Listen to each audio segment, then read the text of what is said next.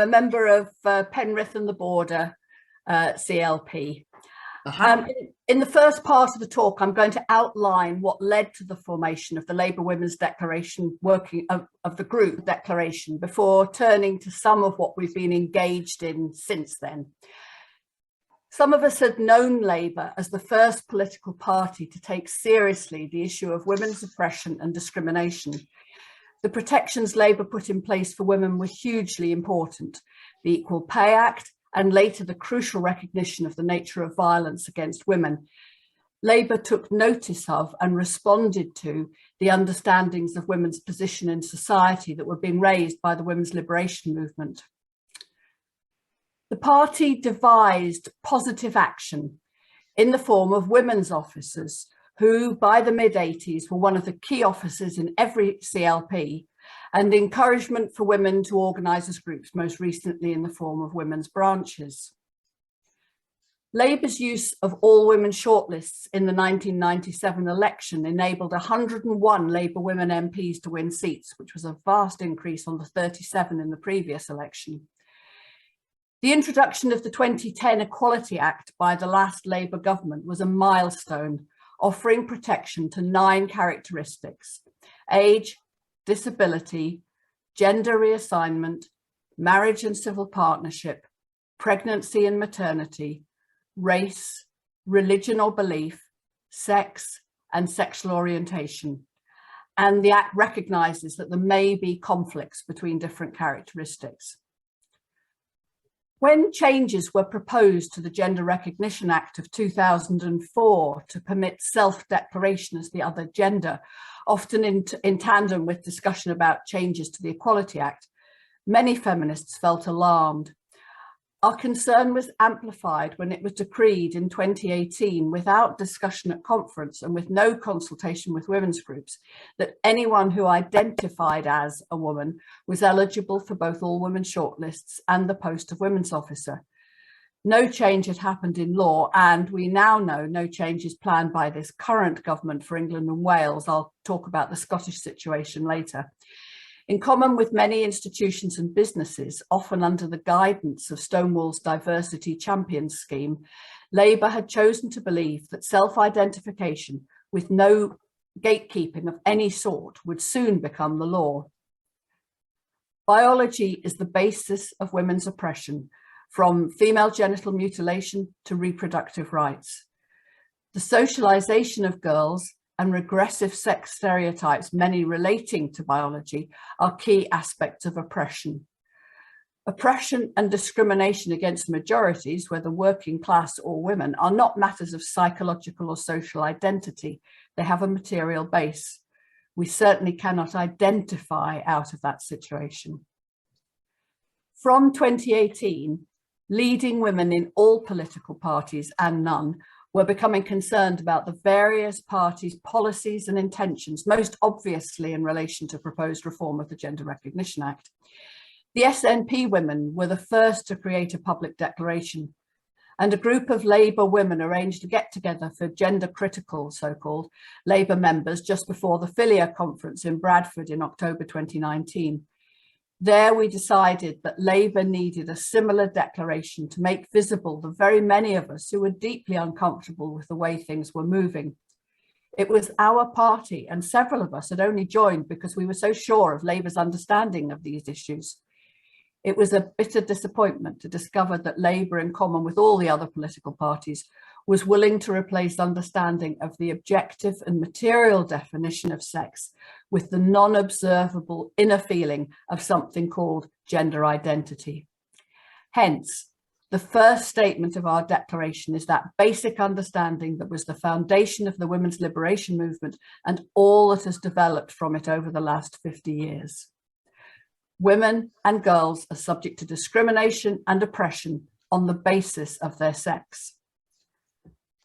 Over the previous few years, and particularly since the intention had been announced to change the Gender Recognition Act, women had met to discuss the ramifications of the ideas of gender identity and the importance and validity of women's sex-based rights.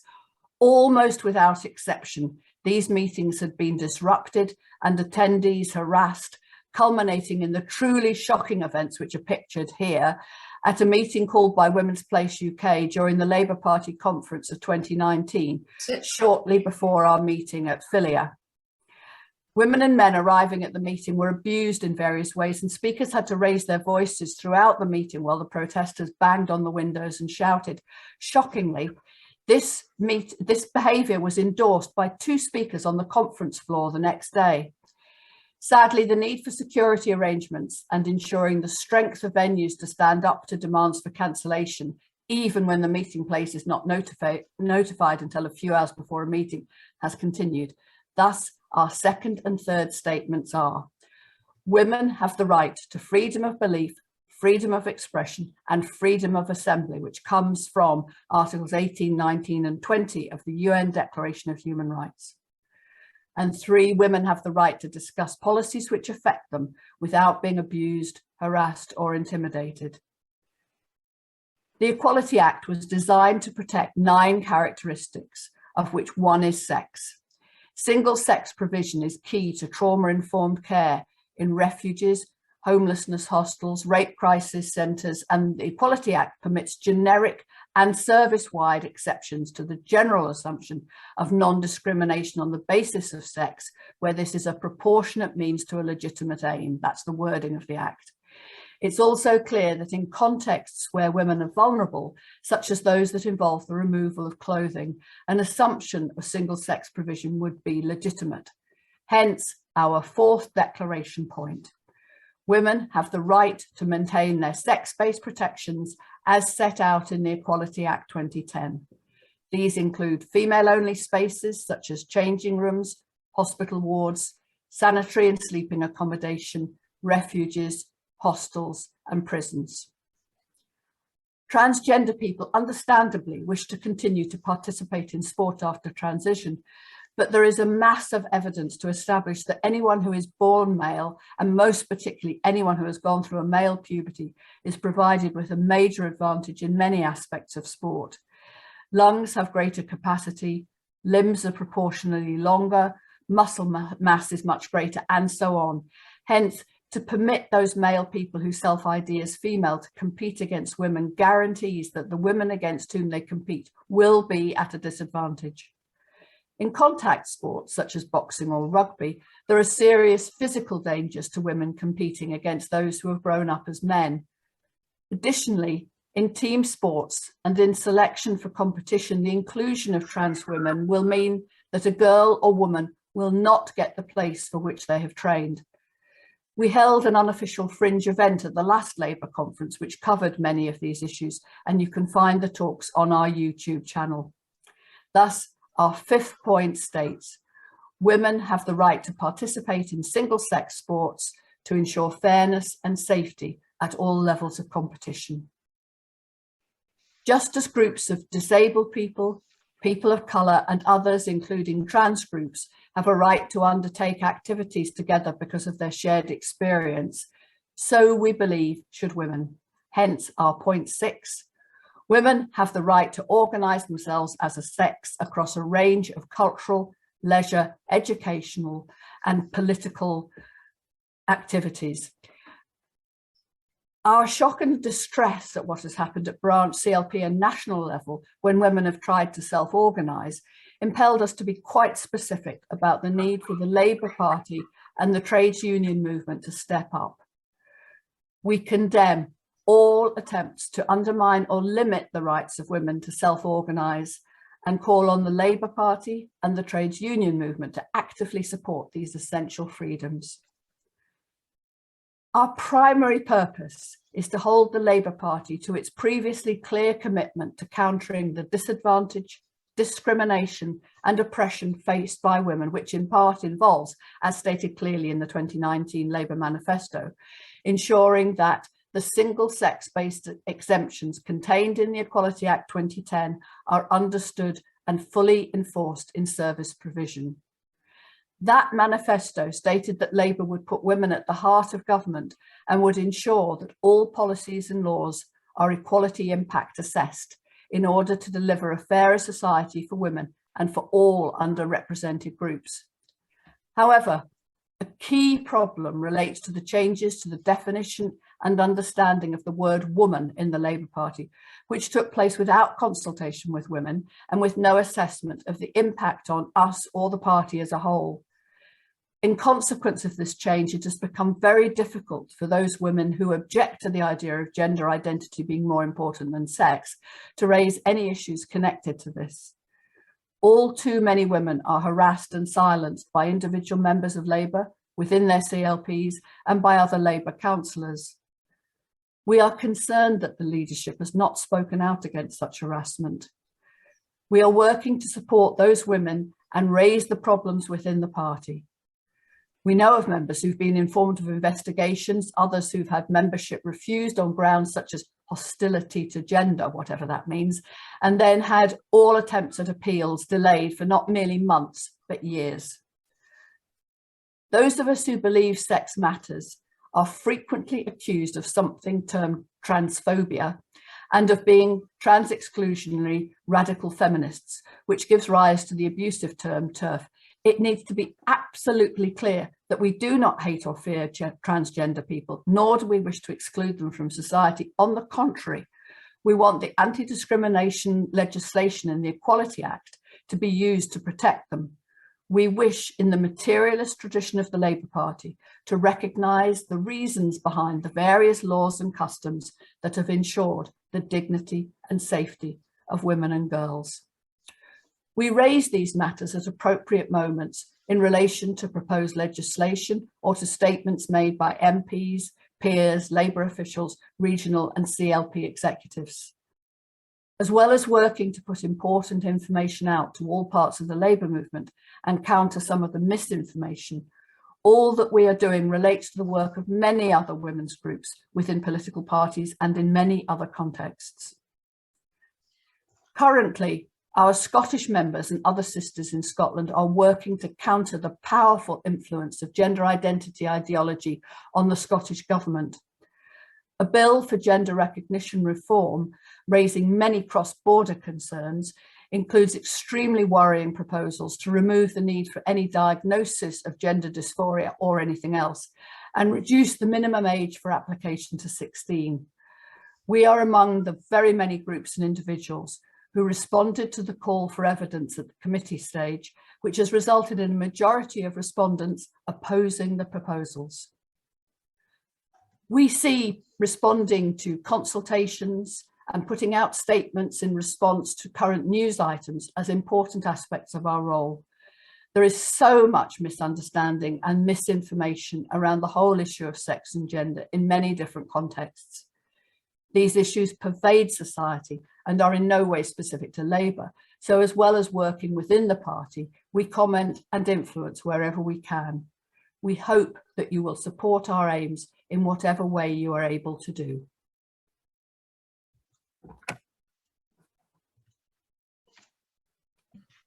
Hello, I live in Derbyshire. In fact, I'm just down the road from you in Mid Derbyshire CLP, where I'm the Vice Chair with responsibility for membership, and I'm still currently a councillor on my town council. Lesbian Labour came into being in April 2021.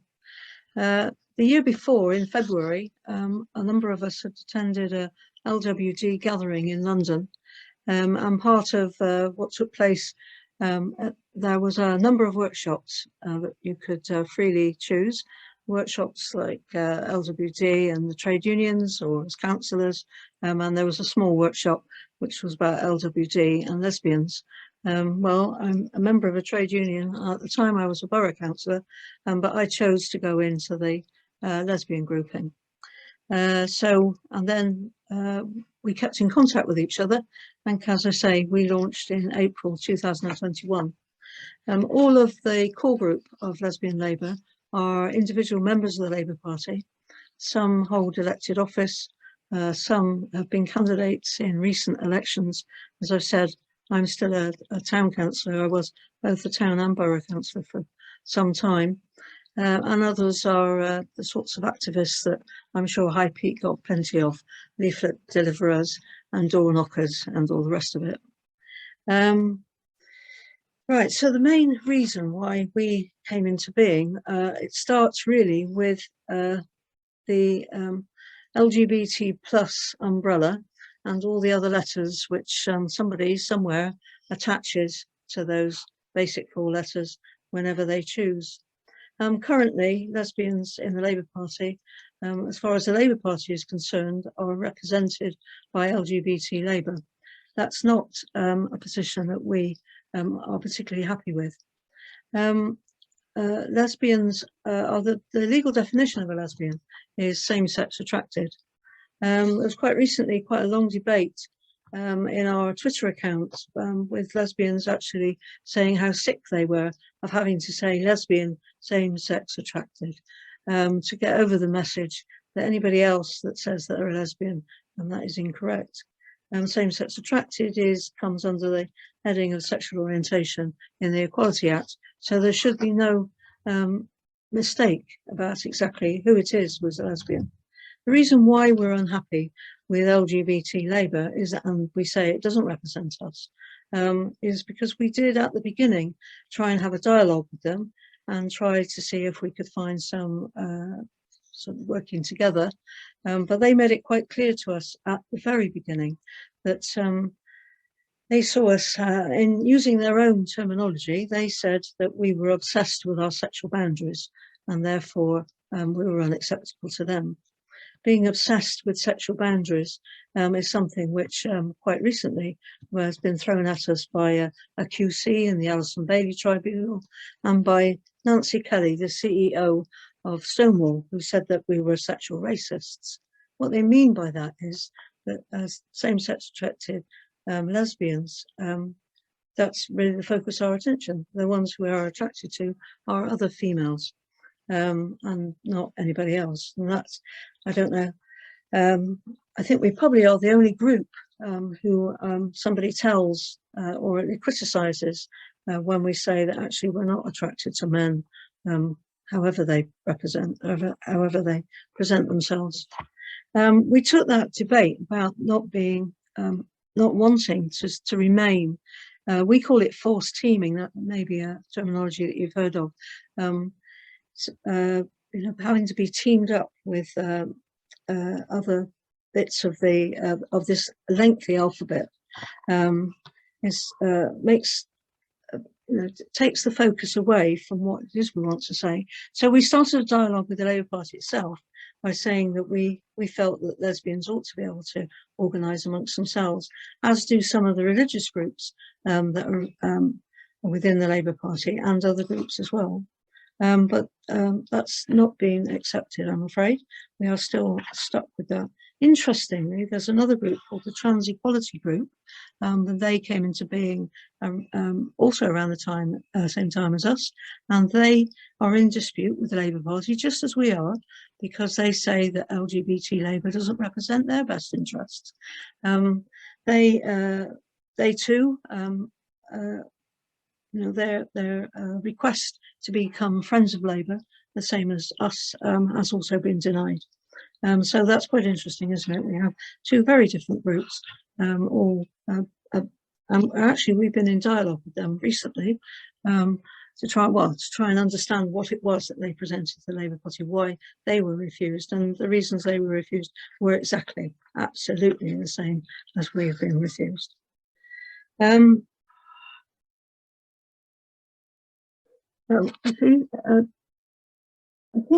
don't want to go on at great length, but there are certain things which I think it's worth considering at the minute, the position that lesbians find themselves in at the moment. Quite interestingly, yesterday, there was a big blow up because LGB Alliance, which is a charity which represents LGB people, put a statement on Twitter to say that they've been granted some money by the Lottery Fund to start a helpline for young LGBT young people. And immediately they were attacked on that. And then there was a threat that maybe the Lottery Fund would remove the funding.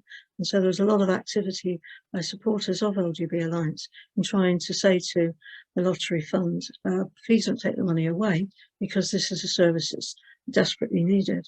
the very fact that that happens, the very fact that a charity which represents lesbian, gays and bisexuals should experience attacks like this is amazing. When I think that many people in this country would say that we are tolerant of homosexuality.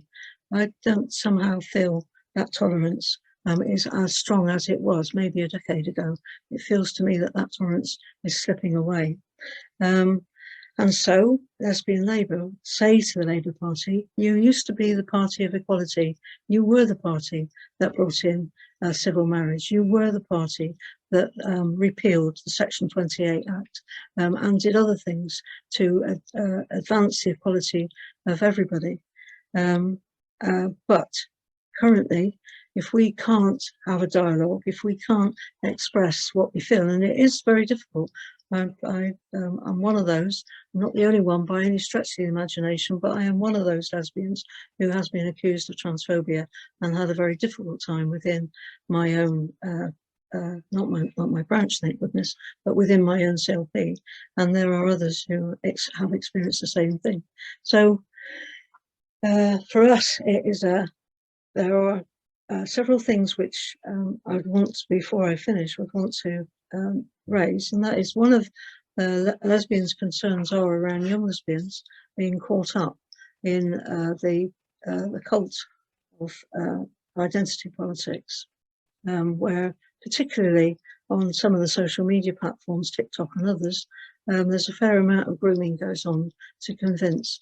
Now we have a Twitter account, we have a Facebook account, and we have a website, and all of those accounts regularly hear from young people who tell us that when they're in school or college and they're amongst their friendship group and they mention that they are particularly attracted to some young woman, that what they are often told is, well, they need to be considering transition. They must in fact be a boy then and not a girl. And I would draw people's attention to the Cass review. And Hilary Cass has been asked by the government to review exactly what's been going on in terms of mental health provision and health provision for young people that are in some distress. It might be described as gender distress, or very often it's actually distress about some trauma. It might not be about sexuality at all, but they're all lumped together under the same package. And the Cass review, as it's called, is the review which is looking into this, and they've already issued their interim report. It came out in January, and it did indeed throw up some important flags for us in terms of exactly what is happening to young people. I suppose I would say, as somebody that came out in the early 1980s, that I had a struggle to sort my sexual orientation out. When I finally did, I suppose I would say that I believed it would be easier for young people, and I think for a short time it was easier for young people to be able to establish themselves as lesbian, gay or bisexual, and not have to incur oppression and discrimination. I think the pendulum has swung away from that. So as a lesbian, that concerns me too, because young people have a right to have their own sexual orientation confirmed for them, and for it not to be suggested, in fact, whatever they feel, they must be something else. I think I'll end there. I hope that I've said enough for you to understand why Lesbian Labour exists, and the things that we think are important to us. Thank you.